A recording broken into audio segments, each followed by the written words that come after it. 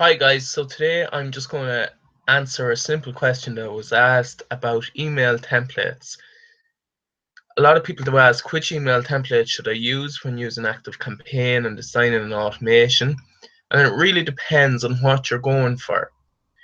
But a lot of the times you should really try to be as personal and as genuine as possible, because email is really a personalized communication between two people. It's very closed and private, and it should seem like a conversation. So your tone and your grammar should make it seem like it's a personal email. And we can also use a personal email template in ActiveCampaign to back this up. So when you're creating your automation, and this is just one automation that I have created previously, but just to show you, you click the plus button to go to an email. When you press send email, you'll be asked whether you want to choose a previous email, or to edit a particular email, or to create a new email. So we'll create a new email, and you have to give this email a name, and this is just a name that you can see in your automation. None of the people who sign up to this will see it. So I'm just going to test, make sure to delete.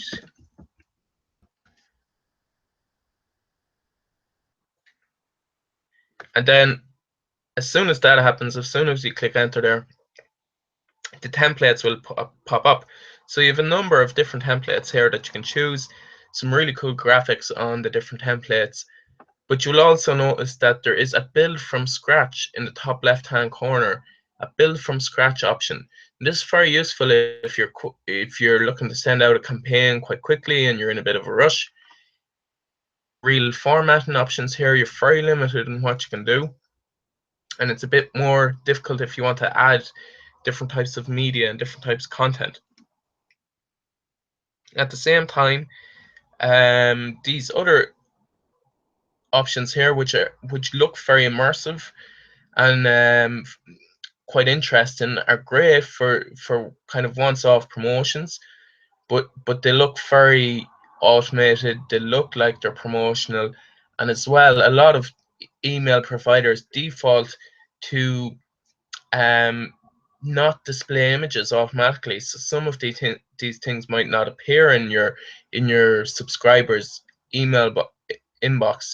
So they will open, and some vital pieces of information could be missing. So the one I recommend to use is the personal email template, and actually kind of hide this. So it's actually on page 2. So down here at the bottom, you need to click page 2. And you'll be brought down to a number of options, and you'll see the second last one. It's always there, second last one, personal email template. This design, this pop-up then will appear.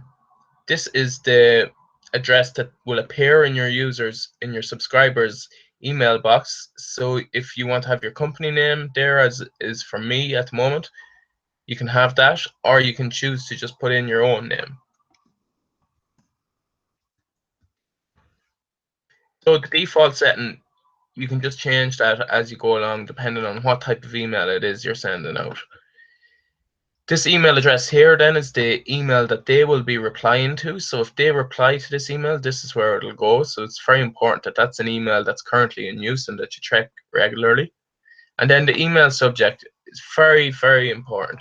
So the email subject is something you should give a great deal of time to. If they don't open your email, they'll never know what's inside. So you can spend all your time creating the perfectly crafted email, but if your subject isn't compelling enough for them to open it, your hard work is gone to waste. So spend a lot of time on your subject line and make sure it stands out. So we just click continue when you're happy there, and you'll be brought down to the email template. Now this has a bunch of text already in there. It's kind of default templated text, so you need to remove that. And then you can start writing your email from scratch. And just to be clear, that it also defaults to Arial 13 and this kind of dark black color, so you can change that if needs be, because 13 is quite small. Some other things to look at would be this blue line. For some reason, to put this here, I would always delete this, or nearly always delete it. I would mean to always delete it. So just click the cog, scroll down to delete, and yes, because that won't appear in people's inbox, and it will say images are missing, please display images, and just that blue line will appear, and they will think you're looking for something more significant than that. You'll see also here your name, founder of some company, so your kind of signature. You can fill that in and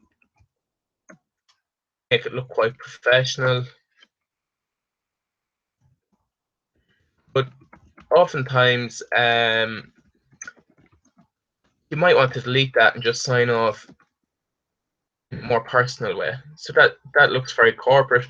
You'll also see here it hasn't loaded fully, but you have your Twitter and LinkedIn buttons there, and you have a little headshot. You can go there.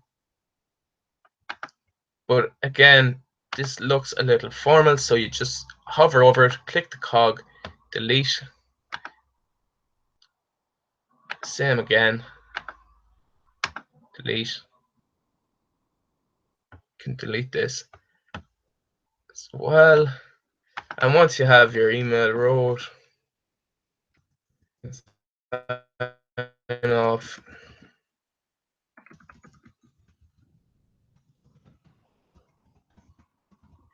In the text block, and that looks much more personal rather than an automated email that's sent out to everyone. Of course, this bottom right hand corner here is unfortunate. You can't really do a whole lot with it, but you can change the color to white, and some of that text will go away, so it mightn't be as noticeable.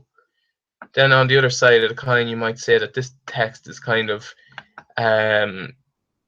making the unsubscribe button a bit camouflaged. So it's up to yourself what you do there. And you can reduce the size of this, but if you reduce it too far, they'll actually they'll change the button.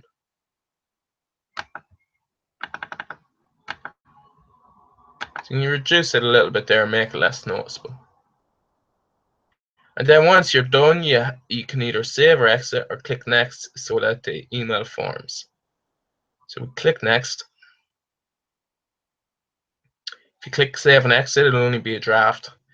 Then you're brought to this campaign summary.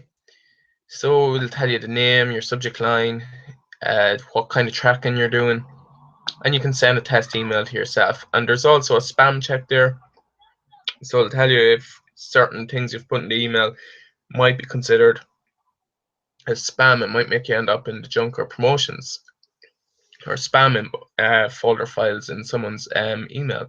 So once you're happy with all that, just click finish.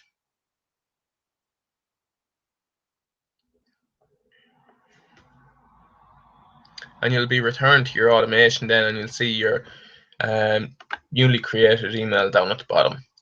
So all very easy, guys. Just takes a little bit of time to get used to